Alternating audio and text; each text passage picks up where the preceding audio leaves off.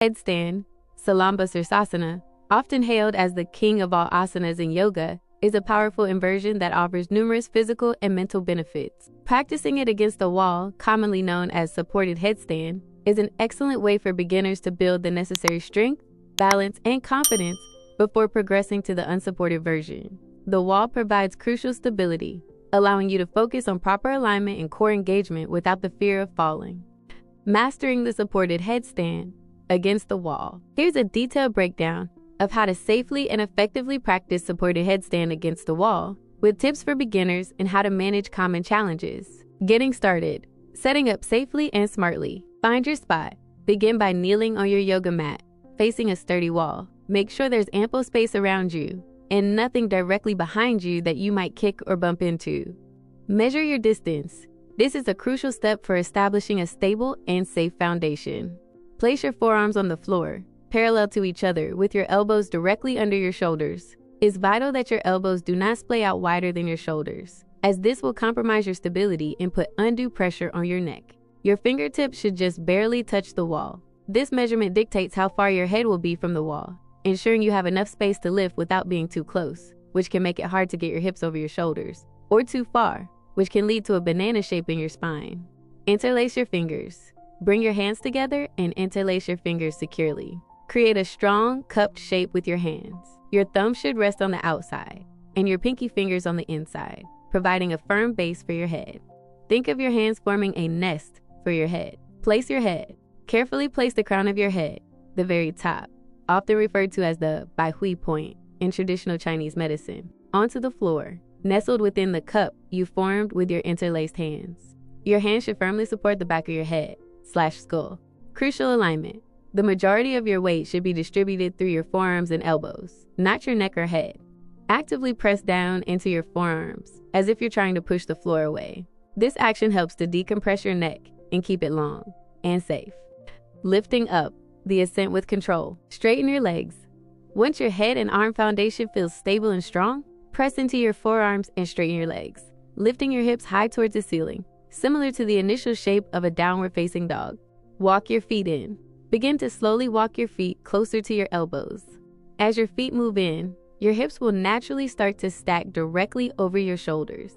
Goal: the closer your hips are stacked over your shoulders, the lighter and easier the lift will be. If your hamstrings feel tight, don't force it. Just walk as far as comfortable while maintaining your arm and head foundation. Lift off. Controlled kick up or gradual lift. Method 1. 2 legs up, light hop. If you've managed to walk your feet in very close and your hips are well stacked directly over your shoulders, you might feel incredibly light. Engage your core deeply, and with a controlled exhalation, gently lift both feet off the floor, bringing your legs up the wall. It should feel like a very small, gentle hop, rather than a forceful kick. Method 2. 1 leg up first, controlled swing. If lifting both legs feels too challenging initially, slowly lift one leg straight up the wall, pressing your heel into the wall for stability. From there, gently and with control, push off with the bottom foot, bringing the second leg up to meet the first on the wall. This is more of a controlled swing, or push off, than a wild, uncontrolled kick. The aim is to use minimal momentum and maximize core engagement. Crucial stability. Throughout the entire lift, maintain a strong, unwavering foundation with your forearms and hands. Your elbows must remain in place and not splay outwards, and your head should stay stable in its nest. Finding balance on the wall and beyond. Straighten your legs. Once your feet are securely on the wall, gradually work on straightening your legs fully towards the ceiling. Press your heels upwards as if trying to touch the ceiling. Engage your core. Actively pull your navel towards your spine. This core engagement is paramount for stability and helps to prevent arching in your lower back, often referred to as a banana back in inversions. Find your line. Visualize a single straight line extending from the crown of your head, through your shoulders, hips, and all the way up to your heels. This is the ideal alignment for a supported headstand. Toes pointed or flexed. For beginners, the exact position of your toes, pointed or flexed, isn't as critical as finding overall stability and engaging your legs fully. As you progress, you might find that pointing your toes creates a more elongated and aesthetically pleasing line. Adjust as needed. It's very common to start with slightly bent knees on the wall. As you build strength and confidence, you can gradually work on straightening your legs completely. Coming down, the gentle descent. Controlled lowering. When you're ready to exit the pose, slowly and with control, bend your knees and gently walk your feet back down the wall until they touch the floor. Kneel and release. Once your feet are securely on the floor, gently release your hands and come back to a kneeling position. Rest in child's pose, balasana. This is a non-negotiable step after any inversion. Immediately transition into child's pose. Bring your forehead to the mat and let your arms rest by your sides with palms facing up, or extend them forward. This allows your blood pressure to normalize, your neck to decompress, and your mind to quiet after the inversion. Stay here for several breaths, allowing your body to integrate the benefits of the pose. Key reminders and tips for success. Foundation is everything. Remember that your forearms and interlaced hands are your primary support. Actively press down into them. Never dump all your weight onto your head. Core engagement is vital. Your abdominal muscles are your best friends in headstand. Keeping them engaged creates a stable pillar for your body.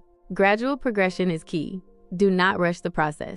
Building the necessary strength, balance, and confidence for a headstand takes consistent practice and patience. Celebrate small victories. Listen to your body. This is paramount. If you feel any sharp pain in your neck, head, or shoulders, come out of the pose immediately. Your safety is always the priority. Warm up thoroughly.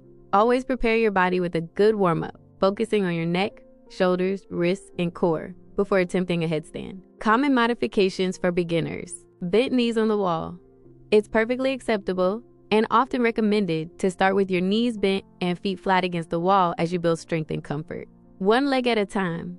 As described in the lift-off section, lifting one leg up first and then carefully bringing the second to meet it is a common and effective strategy. Walking up the wall.